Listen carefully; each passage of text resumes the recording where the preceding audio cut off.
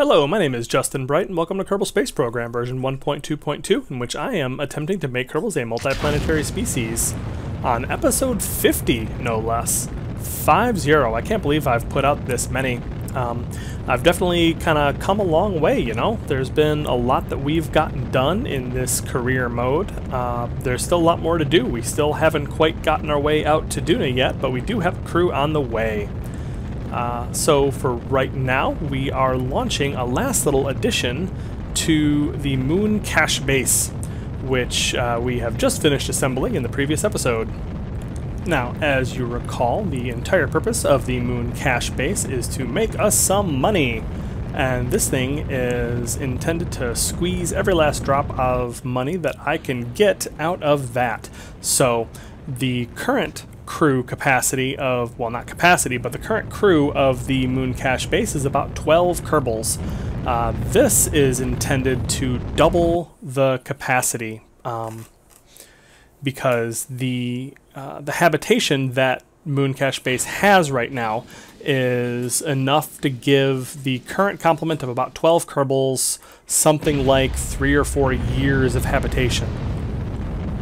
And while that is plenty for the complement there, if I want to double the number of crew, I should also increase the amount of habitation time that we have available to us. So that is what this is. This is more habitation facilities for the Moon Cache Base. Alright, so we are just now finishing up our insertion burn on our way out to the moon. Pretty easy to do.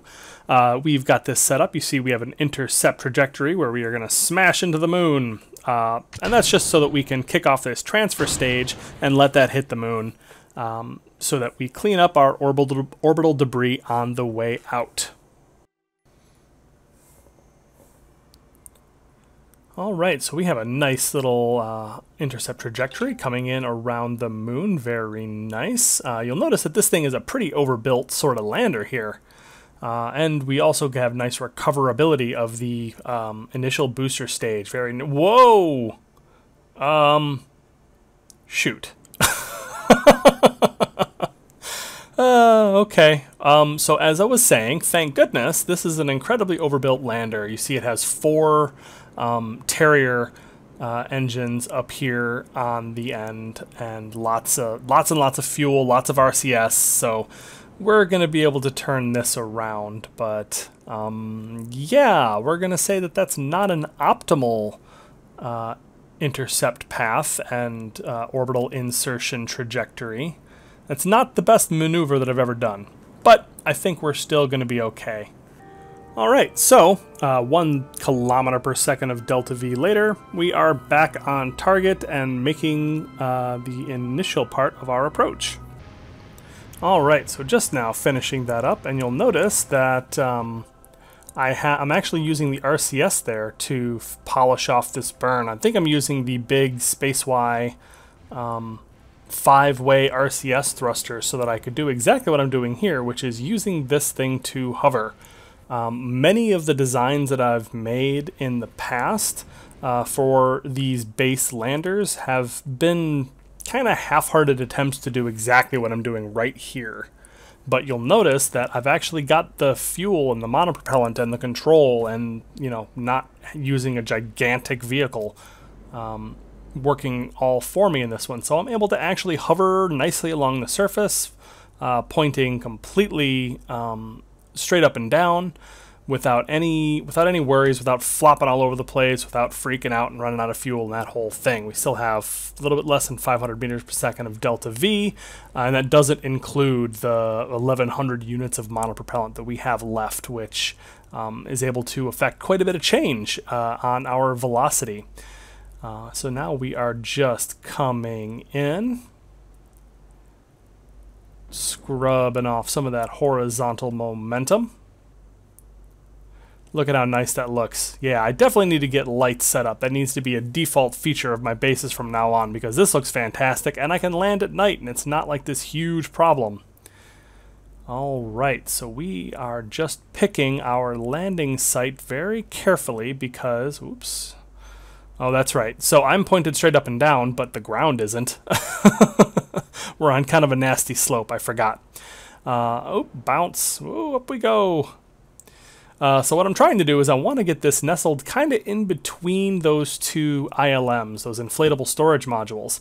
Because I want to kind of extend where I have that airlock. I want to plug that into this base module and basically just have this this kind of move out in that direction. So here we go. We're coming down nicely using RCS only to keep our velocity just about at 0 and just nudge ourselves into the correct position. Pretty close. Pretty close.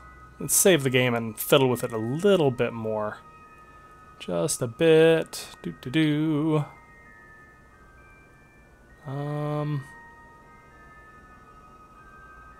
That looks sort of good, right? I think that's just about aligned, or at least close enough. So let's kick off this stage and push it off to one side where we will disassemble it. I have hopefully set this up without anything weirdly clipped, without any solar panels that could break off, that sort of thing, so that this can be completely disassembled, so it'll go away. All right. So let's... Oh, where are you? Desley Kerman. I can't click on the airlock for some reason. Why are you being a pain? Okay, fine. We'll do it this way. Click, click, click, click, click. Where? Desley. Alright, so now we have our engineer out, and we are just going to make those modifications to this base, and they should be really rather simple, I do believe. Just got to get his inventory open, and what is... Oh, that's right, he still has some pieces from the last thing that he disassembled. Ha! Okay, so we're just going to move these bits over and just kind of extend the base from exactly the way that it was before, as if this was, you know, the way I planned it the whole time. But you see I have these flexo tubes kind of stuck on the side because I'm actually figured that was easier than putting them in a KIS inventory or something of that nature. Alright, so let's yank this out, throw that on the ground. Oh, this actually goes on the other side. I don't know what I was thinking. This does need to go on here. Ignore me. Bottom, top node, right? Right. Yes, okay. So, let's run around to the other side and grab that one. That's the one that we're going to be replacing with the airlock. So let's pull that off and get this one stapled on. Very nice. Although it's kind of dark over here, so I definitely need to send out some more lights. Send out the SS Bob Fitch to get this place spruced up for all the colonists that will be living here for a long period of time. All right, a little bit of, whoops, what is happening right now? Top, attach. Cool. All right, so now I can grab that and drag it over. Link. Huzzah! Okay, so I should still have all of the material kits and so forth that I need to expand and activate all these habitation bits. But first, excuse me while I tear this thing to pieces. It's kind of in the way, and, you know, it's got to get taken apart sometime. Might as well be now. So F5, and here we go! Okay, goodness gracious. Alright, we are just about finished with that last couple of pieces. And here's kind of the trick of this is each of these habitation modules takes about 8,000 material kits to deploy.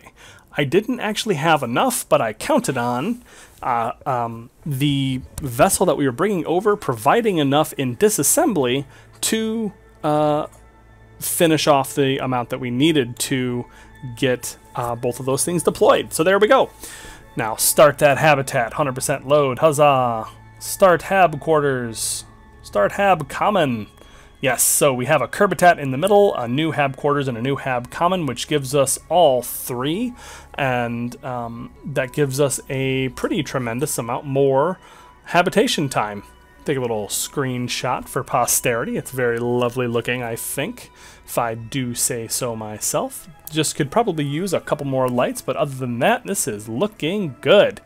And I determined that, yep, look at that. We have 12 years, which when I double the number of kerbals is going to be about 6. So, the next step before I finish off on this base is to get more kerbals out here. So, the VTOL bus is on its way.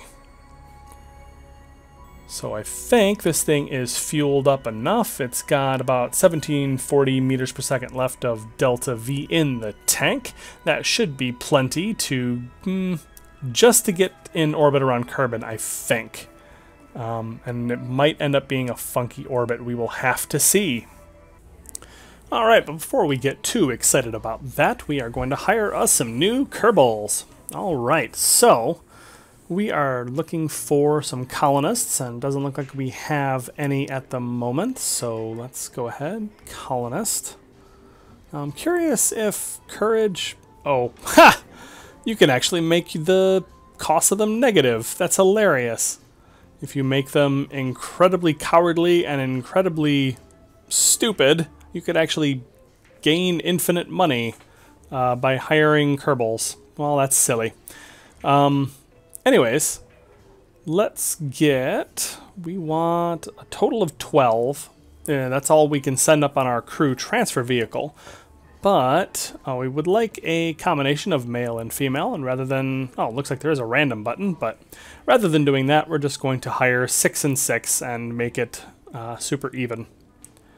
And we will pay the 20,000, you know, just in the interest of game balance. And off they go, 12 more intrepid astronauts on their way to colonize the moon. We drop off our solid rocket boosters, and we're going to skip the rest of this launch because you've seen these before. But we have a lovely sunset to launch through, which is nice for me at least.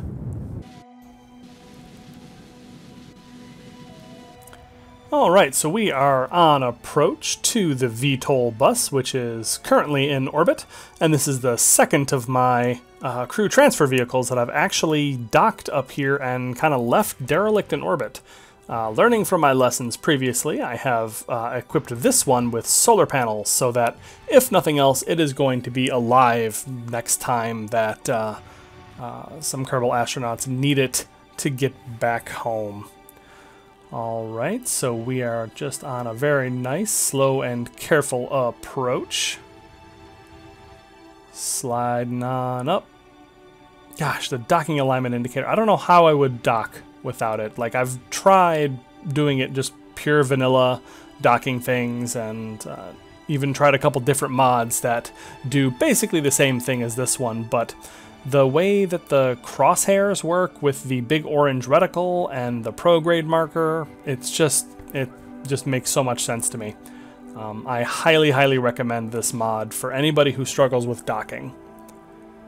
Alright, so we have lined everything up straight down the barrel, so just speed things up a little bit to move on with our lives and see the lovely band of color at the terminus, or the terminator of the sun's rays on Kerbin. Alright, we are all docked up. Time to transfer 12 people over into the bus.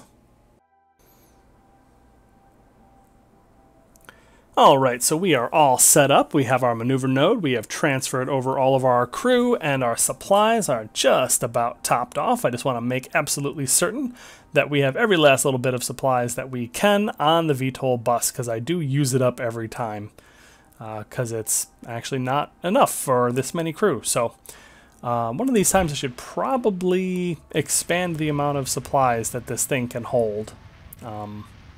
Yeah, probably should do that. But for now, we are backing away this crew transfer vehicle. We are going to leave this sitting in orbit, like I mentioned, just in case it is needed someday. I don't actually have any plans on returning Kerbals or doing any kind of crew rotation thing. I don't think that those are missions that you guys are terribly interested in. It would be basically just me launching and refueling the VTOL bus and bringing people in and bringing up more of these crew transfer vehicles and that sort of thing. I'm sure there's better and more interesting ways to do that. Maybe if I, could learn how to fly a space plane or something like that, maybe that would be interesting, but that's not really up my alley, so to speak. I'm not a big space plane guy. I've always struggled with them, and I never find them as much fun as just launching rockets. That's what I'm here for, right? So here we go. We are just coming up on the burn, or a little bit past the burn, I guess. It took me a little while to fiddle with this, but anyways, yet another nice efficient burn as we fly away from the crew transfer vehicle.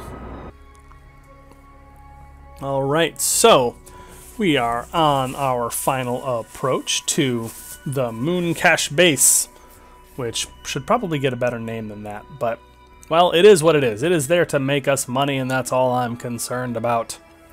So we are approaching rapidly. Well, not terribly rapidly. Less rapidly now than we were a moment ago. As we slow down, we can see the crater out ahead of us, and Dunbal's, Milky, and Desimy are bouncing around in the cabin as I try, anyways, to line up my retrograde marker with the target retrograde marker, which theoretically... Oh, no, I've got it backwards again. Gosh darn it, I always do that. I know that that marker falls as you're approaching something on a ballistic trajectory the way that I have it now, where you're kind of coming in at an angle. I know that that marker will fall because obviously I'm being pulled down by the force of gravity. So I'm not going to be able to get a trajectory that is straight on towards it and stays that way until such time as I land. But I always manage to forget which direction that it's going to fall. Mostly because I just stare at my instruments and don't look up at the at the terrain coming directly at me and think about it for 2 seconds. But that's okay. This thing is coming in. This is just such a nice, such a reliable vehicle. This is one of my favorites that I've built out of this series. It's a little bit heavy, a little bit cumbersome, but I feel like that's to be expected for a, what is this, a 75-ton lander? So this is not a small and nimble thing. This is able to bring up to 16 kerbals down to the surface of the moon and back. That's the real interesting trick, is the end back part. This thing is just incredibly capable, incredibly efficient, and it's not that bad to fly either. So this is definitely one of the highlights of my game, is using this thing as much as I have been. Oh dear. Okay, that is... I feel like that leg was closer than I wanted it to be, and well, the kerbals that are already on board are just going to need to learn to deal with a little bit of rocket backwash. Alright, so we are landed. Huzzah! And not too far away from the front door either. Very nice. Yeah, this is me just desperately wishing that I could use the transfer button to transfer people across to vessels that are nearby. But that is still not the case. So I have to lug these guys out through EVA one at a time in through the airlock. I'll be right back. Alright, Sheping is our final Kerbal to be transferred over. And that will complete our new crew for the Moon Cache Base, which we will be using to earn us some money and better our understanding of the lunar surface. We will be studying biology, geology, and colonization techniques as we study the surface and live and work in this place. So let's review and let's take a look at how we're doing here. So like I thought, we have about 3-ish years, a little bit more than 3 years, best case scenario. Oh dear. I should probably check on those guys as well. But we have a little bit over 3 years of habitation and homesick time for all of our individual kerbals on this base. We only have 27 supplies here, but it looks like, based on what I'm seeing with the numbers up in the resource tab, and let's fast forward this a little bit. Yeah, we have a positive supply flow right now. And mulch seems to be holding steady as well. So that means that we can count on this working out just fine, I think. I did not overestimate my agroponics production, it looks like. I feel like we're probably, because we're not seeing mulch go up or down, I feel like we're pretty much at the limit. Like, this is the capacity of this base. About 24 kerbals is as many as this particular setup is going to be able to handle, which is really actually pretty nice, because that's only one Duna agricultural module and 2 of the inflatables that I have attached and using them as a greenhouse. And we have a lot of recyclers on here as well. I think I have 5 or 6 or 7 kerbals worth of recycling set up. I wish it was easier to get a lot of recycling set up, but I guess it makes sense that that's a very difficult thing to do. But that dramatically reduces the supply load, which I suppose also reduces the amount of mulch they produce. So that just kind of leaves it flat on balance, which is not too bad. All right, so we got our ground tether attached. All of our life support is active. We are making fertilizer out of gypsum. Looks like we have a tremendous amount of gypsum, actually. Plenty of fertilizer being produced. We don't see that moving much, but we have a little bit of a stockpile, which means I think that we are doing just fine. So let's check our colony rewards. 54,000 funds, which is more than I expected, actually. So it's been, what has it been? Oh, no, it's been a couple days, actually.